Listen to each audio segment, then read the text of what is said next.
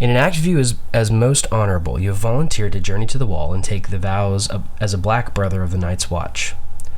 Night gathers, and now my watch begins. It shall not end until my death. I shall take no wife, hold no lands, father no children. I shall wear no crowns and win no glory. I shall live and die at my post. I am the sword in the darkness. I am the watcher on the walls. I am the fire that burns against the cold, the light that brings the dawn, the horn that wakes the sleepers, the shield that guards the realms of men. I pledge my life and honor to the Night's Watch.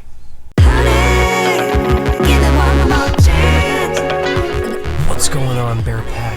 Welcome back to another episode here in the Kingdom of the Woods, where we have a brand new High King seated on the throne. In the last episode, and in the beginning of this one, as you saw in the cold open, that the High King Vaylor has surrendered his crown and has traveled north to serve humbly at the wall, and I would say pretty much immediately has found success. He's going to come into play multiple times, I think, in the near future before his death. But it is worth noting that there is some harsh winter going on up north, so maybe that comes into play in the future. I'm not 100% sure. That is all completely dependent upon how the game interprets kind of the lore that we have going on here. But either way, Vaylor will play a role in the future. But for now, we have the High King Aelix to focus on. Aelix Bear. And if you watch the live stream, our inaugural live stream, you were able to see the reveal of the traits and of the character of the High King Aelix. And as you can see, he's done quite well for himself. The formidable fighter, the brilliant commander, has very, very good traits and stats. Supposed to be, I would say, probably one of the best leaders, one of the best High Kings that we've ever seen in the woods. So when it comes down to it, I think we should begin by doing a little bit of changing up of the portraits. So he does have red hair. We'll see if that leads to kind of anything for his nickname in the future. The crown does obscure quite a bit of his hair, so it's not super important that we have a nice haircut. I do think Aelix will don the long hair of his grandfather, in a similar style to his grandfather, and I do think he will wear a beard. It will not be a long beard, it will be a short one, but I think in gaining the crown and in gaining the Kingdom of the Woods, he would show, or at least try to show, his manliness, and by wearing a beard. And so we will change over the portraiture of the High King Aelix to this. This will be our new High King for quite a while. We have about 14 years before he gets his complete, middle-aged portrait, I think. So things might change at that point, but 14 years is a long time. There's a lot that can happen between now and then. We also need to choose a focus, and I think that, like I said in the live stream, the traits that he ended up with, I think he would be the next conquering king, and part of our next steps will determine all of that. I think Vaylor left a very, not turmoil, but Vaylor left a void whenever he left. He left a couple of opportunities for the throne and the line of succession to be shaken up. So we are going to take the war focus. We're going to prove our worth as the High King by expanding the realm, by bringing peace to the Stormlands, and by dealing with the issues of the rock, first and foremost. There's also the issue of the Reach to deal with, but that is for the future. That's for after we bring peace to the actual realm of the woods itself. So we will take on the war focus, and we also need to choose an ambition. And I think Vaylor spent so much time grooming the High King, the new High King, that I believe Aelix would make it his priority to not have the realm fall into issues like it did whenever Valar had to deal with Aelix's older brother Estgian. And so I think Valar would have kind of instilled in young Aelix, get your family right first, and then all the rest will fall into place. And so I think the High King Aelix would make it a point early on in his rule to have a son, to invest in the future of the kingdom, like I said, very early on. And I think that would all kind of play into each of the factors here. So those are the first and foremost steps that we're going to take to set up. We're not going to be creating the Kingdom of the Trident. We have some righteous imprisonment that we can do, and some vassal inheritance warnings that we don't need to really worry about right now. The de jure ducal claims, I think, would be something that we need to look at in the future. Our council's in discontent for another 2 years. We have some weak claims that can be pressed. We can command some people to end their wars. I don't think we're going to, at least not right now. Faith of the Seven Uprising we will command to end. And hopefully that comes out all right. But we have a lot that we have to decide on for our council. What I'm going to do is, instead of choosing on camera, I'm going to go ahead and look through everybody, see who we maybe need to invite into the kingdom, see who needs to be awarded and appointed, and I will check back in just a second as soon as we have everything kind of situated, and I'll explain my choices for the new council of the High King Aelix. Okay, so after a little bit of thought, I figured we need to rearrange some things. Currently, we have Lord Paramount Roman sitting as our Master of Laws, and I think it would be better if he was instead our Master of Whispers. I think that's his highest trait. He does have very good diplomacy, but I think he serves us much better as a Master of Laws, and we'll assign him a job here shortly. But that actually leaves us with no real solution. Instead, now we just have a different opening. I think it goes without saying that Stefan Seashade should be made our Master of Coin. He has far and above the highest amount of stewardship skill of anybody in the woods. So we'll make him our Master of Coin. And that serves us fairly well right there. We still need to sort out our Hand of the King and our Justisar.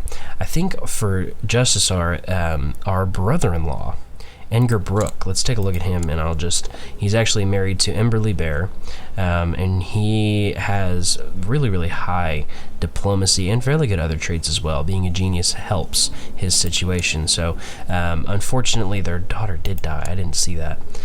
But being the king's brother-in-law, I think helps, and so I didn't anticipate anything going on with him. I think he was an advisor before for the High King Valar, but Master of Laws is a good fit for him. And then we also have the Hand of the King position, and this is the big one. And I don't know that we have a very good field to select from in terms of characters of importance, and then also characters with good traits and stats. 14 diplomacy or 14 stewardship isn't terrible, and we did have Quentin Roseridge serving as Hand of the King under Valar, and so he may be the best option. He is kind of at least a decent character that I think would serve quite well. This guy right here, though, has Creighton Rain. I think Gloryhound is his top one. I'm not sure that he would be best suited on our council.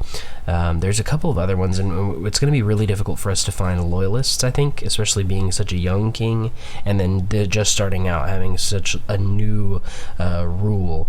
I don't think we're going to find a very good option out there. And so what I was thinking is maybe we don't have a Hand of the King for the time being. I don't know that there's anybody out there or right now, anybody currently present in the pool that we have to deal with that would be a very good Hand of the King at the moment. I wish we could make Lady Paramount Ravella our hand. She actually would serve fairly well as hand, and I think that would improve the opinion of us a little bit better. But I don't see that option. I don't think women can serve as members of the council in that capacity. So yeah, Hand of the King, not exactly sure what I want to do there. I do want to leave Lionel the Warrior as our Master at Arms. I did consider briefly him, promoting him to Hand of the King, given that he educated young Aelix, but I think he best serves the realm as our Master at Arms, being a formidable fighter. Having the traits and stats that he does, I think he serves very well in that position. I don't want to move him away from that too much. His son, oh look, they actually have quite a few kids. His son married Olenni Frostarm after Sorella Bear passed away, and I don't think they did end up having one child, 2 children, 3. Oh, they had quite a few together, and then the last 2 are Olenni Frostarms.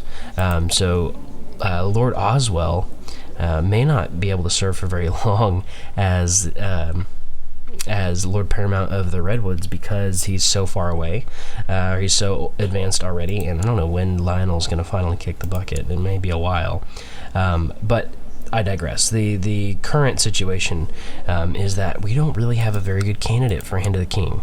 I do know somebody needs to fill the position, and I would rather it not be Creighton Rain, who is amassing as much power as he possibly can over in the Kingdom of the Rock. And instead, I think I'm going to go ahead and allow Quentin Roseridge to kind of carry over. Being a pragmatist, I think having him carry over some of the ability that he brought from the reign of King Valor, I think it would be in our best interest to just let him continue on and let him continue to serve the way that he is. So we need to assign jobs to these guys.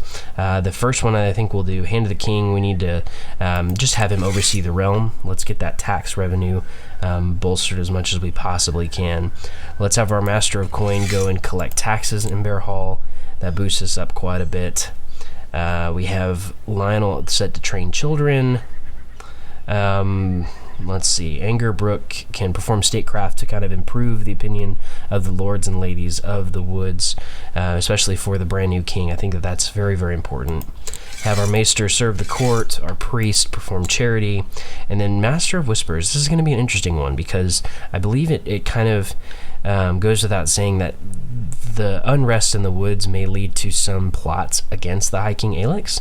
So I think scheming is our best option for right there, because at least then they can discover any plots that come up, and or at least discover them quicker. So hopefully the rule of the young High King is marked by more ability than anything else, and peace and prosperity instead of any other issues. So we're going to have to first and foremost settle things in the Stormlands, and then settle things in the Rock.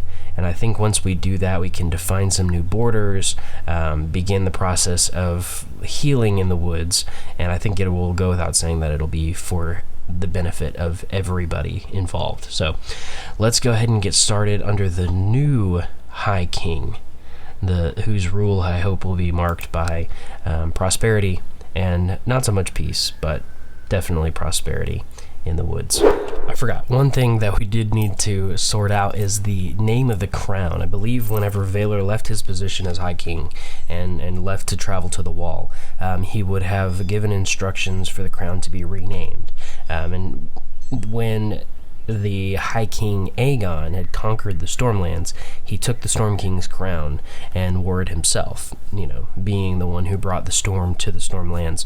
That made sense, and Valor was such a trying to live up to his father's expectations that he would have kept the same name until he left, and then to kind of culminate all of the work he had done to change how leadership and rule was done in the Kingdom of the Woods, I think he would have renamed, or had it renamed, to the Oaken Helm. And this was a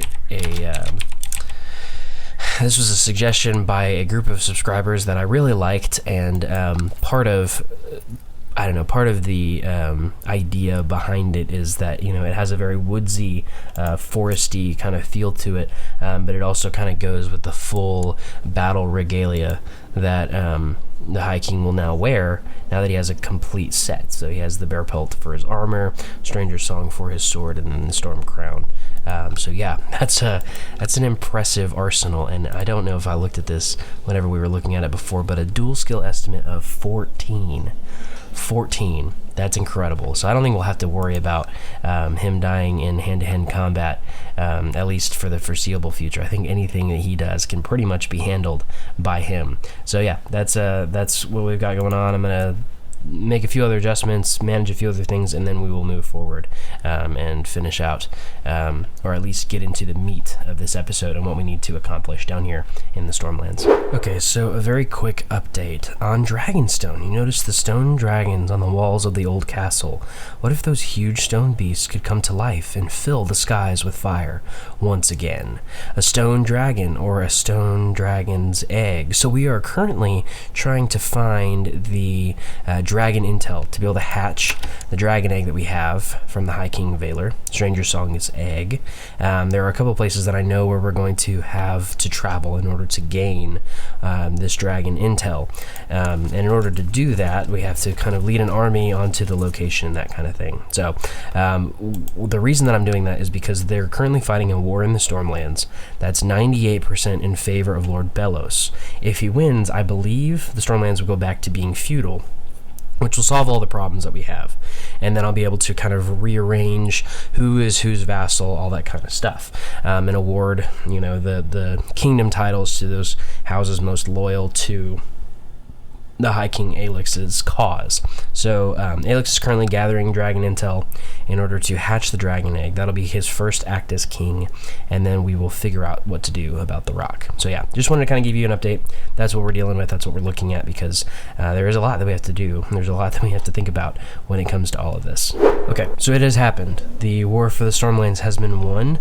Lord Paramount Ebros Warfield, so the grandson, I think, oh no, the son of, it says Arkin, but it wasn't Arkin, Gorgon, the guy that we originally took it from, is now the Lord Paramount. It's feudal once more, which is fine, because he's not going to hold it for very long. His tyranny is too much for us to handle, and so we are going to deal with that very shortly. But he has won the war. Everything is fine there.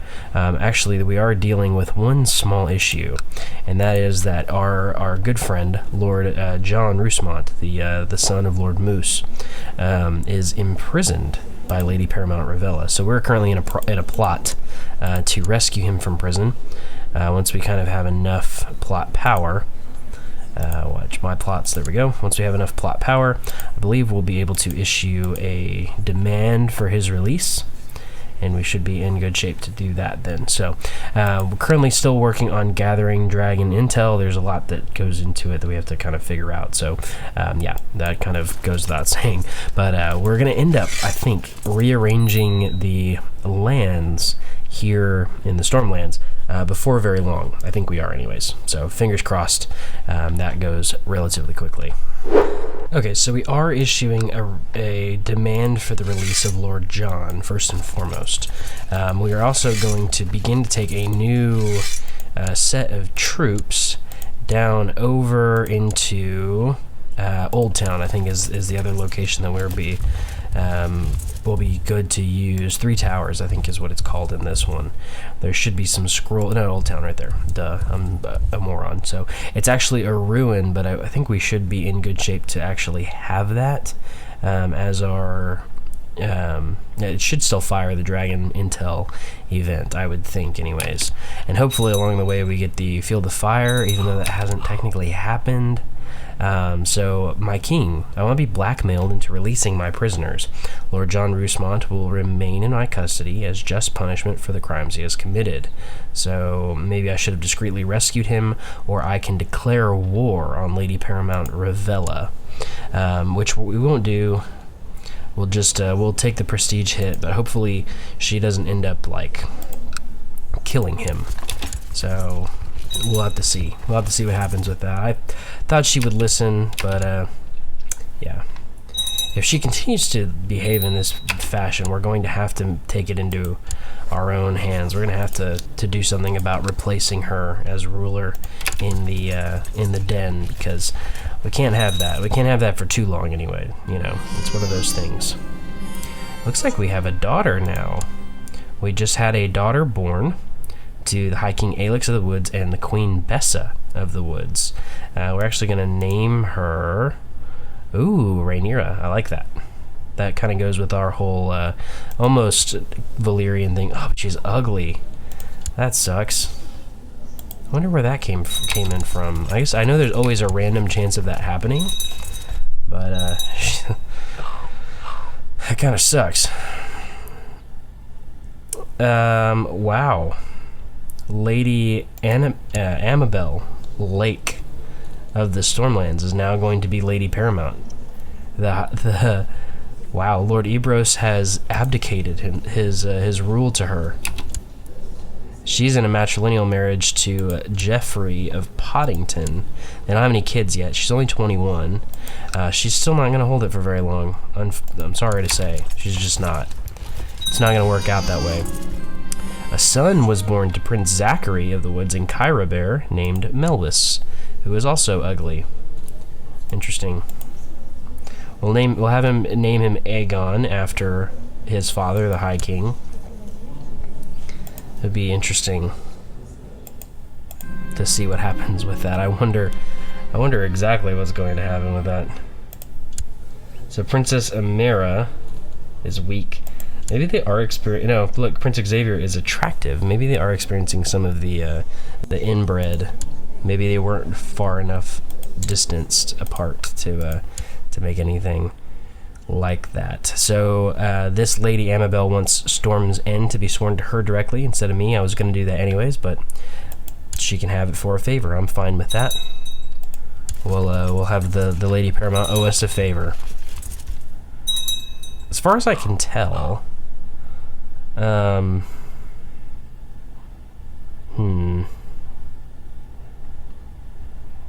Lord Magister Lister of the Reach is now going to be that guy.